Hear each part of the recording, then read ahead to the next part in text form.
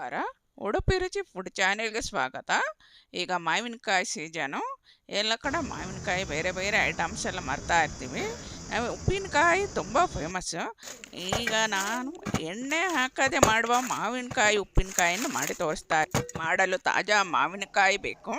ಮಾವಿನಕಾಯಿ ಹುಳಿ ಇದ್ದರೆ ಇನ್ನೂ ಚೆನ್ನಾಗಿರ್ತದೆ, ರುಚಿಯಾಗಿರ್ತದೆ. ಮಾವಿನಕಾಯಿಯನ್ನು ಹಿಂದಿನ ರಾತ್ರಿ ತೆಗೆದು ಸ್ವಚ್ಛ ಮಾಡಿ ಇಟ್ಟುಕೊಳ್ಬೇಕು. ಮಾವಿನಕಾಯಿನ ತೆಗೆದುಕೊಂಡಿದ್ದೀನಿ. ಇದನ್ನು ಚೆನ್ನಾಗಿ ತೊಳೆದ್ಬಿಟ್ಟು ಒರೆಸ್ಬಿಟ್ಟು ತೇವಾಂಶ ಇಲ್ಲದ ಹಾಗೆ ಇಟ್ಟಿರ್ತೀನಿ. ಆವಾಗ ಯಾವುದೇ ರೀತಿ ತೇವಾಂಶ ಇರಬಾರ್ದು. ತೇವಾಂಶ ಇದ್ದರೆ ಉಪ್ಪಿನಕಾಯಿ ಬಾಳಿಕೆ ಬರೋದಿಲ್ಲ, ಬೇಗ ಹಾಳಾಗಿಬಿಡ್ತದೆ.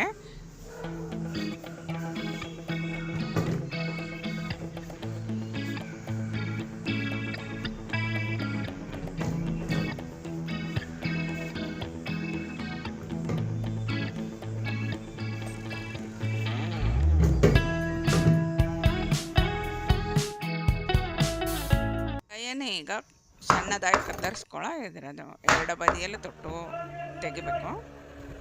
ಅದರ ಬೀಜವನ್ನು ಬೇರೆ ಮಾಡಬೇಕು. ಇದರ ಪೀಸ್ ಸಣ್ಣದಾಗಿ ಮಾಡ್ಕೊಳ್ಬೇಕು. ದೊಡ್ಡದಾದರೆ ಅದು ಉಪ್ಪು ಎಳೆದುಕೊಳ್ಳೋದಿಲ್ಲ. ನೋಡಿ, ನಾನು ಸಣ್ಣದಾಗಿ ಪೀಸ್ ಮಾಡ್ಕೊಂಡಿದ್ದೀನಿ. ಈ ಥರ ಉಪ್ಪಿನಕಾಯಿಗೆ ಬೇರೆ ಬೇರೆ ರೀತಿಯಲ್ಲಿ ಕತ್ತರಿಸ್ತಾರೆ. ಸಣ್ಣ ಮಿಡಿ ಮಾವು ಆದರೆ ಇಡೀ ಮಾವನ್ನೇ ಉಪ್ಪಲ್ಲಿ ಹಾಕ್ತೀವಿ. ಇದು ಸಣ್ಣ ಸಣ್ಣ ತುಂಡು ಮಾಡಿ ಹಾಕ್ತೀವಿ. ಇದಕ್ಕೆ ನಾವು ಕೆತ್ತೆ ಉಪ್ಪಿನಕಾಯಿ ಅಂತ ಹೇಳ್ತೀವಿ.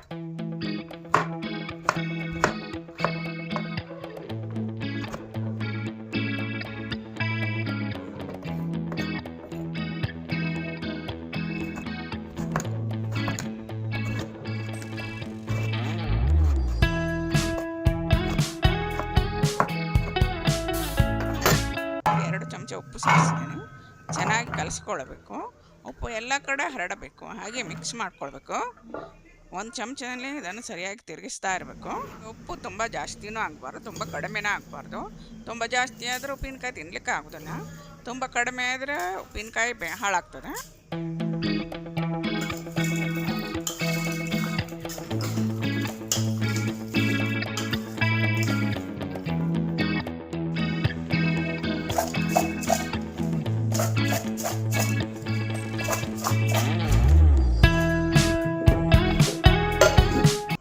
ಮುಚ್ಚಿಡಬೇಕು. ಮುಚ್ಚಳ ತೆಗಿತಾ ಇದ್ದೇನೆ. ಇದರ ಹಸಿರು ಬಣ್ಣ ಹೋಗಿದೆ, ಸ್ವಲ್ಪ ಹಳದಿ ಬಣ್ಣ ಬಂದಿದೆ.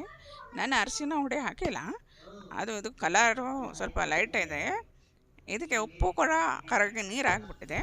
ಇದೇ ನೀರನ್ನು ನಾವು ಉಪ್ಪಿನಕಾಯಿ ಮಸಾಲಕ್ಕೆ ಉಪಯೋಗಿಸ್ಬೇಕು.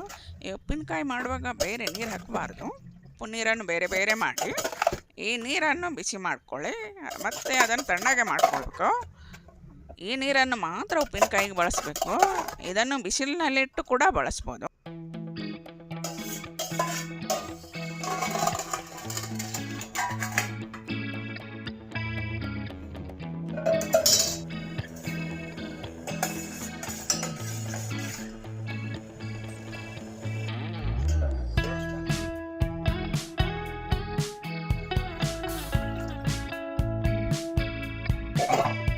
ಸಾಮಗ್ರಿಯನ್ನು ಹುರಿದುಕೊಳ್ಬೇಕು. ಅರ್ಧ ಚಮಚ ಮೆಂತ್ಯ ಹಾಕಿ ಸ್ವಲ್ಪ ಹೊತ್ತು ಹುರಿಯಬೇಕು. ನಂತರ 1 ಚಮಚ ಸಾಸಿವೆಯನ್ನು ಹಾಕಿ ಹುರಿಬೇಕು. ಸ್ವಲ್ಪ ಹೊತ್ತು ಆದಮೇಲೆ ಅದನ್ನು ತಣ್ಣಗೆ ಮಾಡ್ಕೊಳ್ಬೇಕು.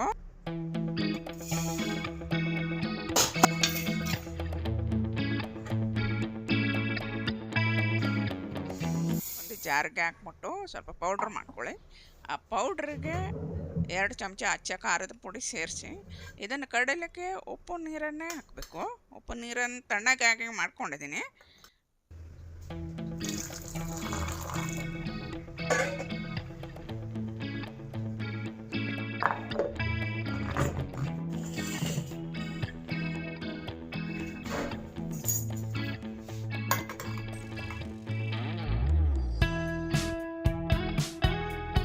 ಎಲ್ಲ ರೆಡಿ ಆಗಿದೆ.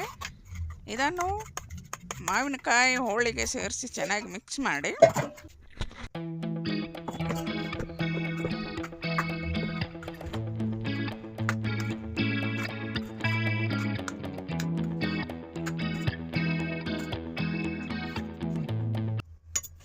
ಕಾಯಿಯನ್ನು 2 ಗಂಟೆ ಕಾಲ ಬಿಸಿಲಲ್ಲಿ ಇಡಬೇಕು.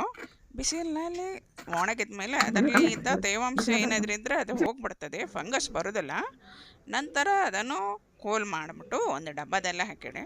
ಈ ಉಪ್ಪಿನಕಾಯಿ 1 ವರ್ಷ ಆದರೂ ತಾಜಾ ಆಗಿರ್ತದೆ. ಇದನ್ನು ವಿಶೇಷ ಅಂದರೆ ಎಣ್ಣೆ ಹಾಕದೆ ಮಾಡಿದ ಉಪ್ಪಿನಕಾಯಿ. ಅದೇ ಉಪ್ಪಿನಕಾಯಿ ಮಾಡೋ ವಿಧಾನ ಈಗ ನಾವು ನೋಡಿದ್ವು.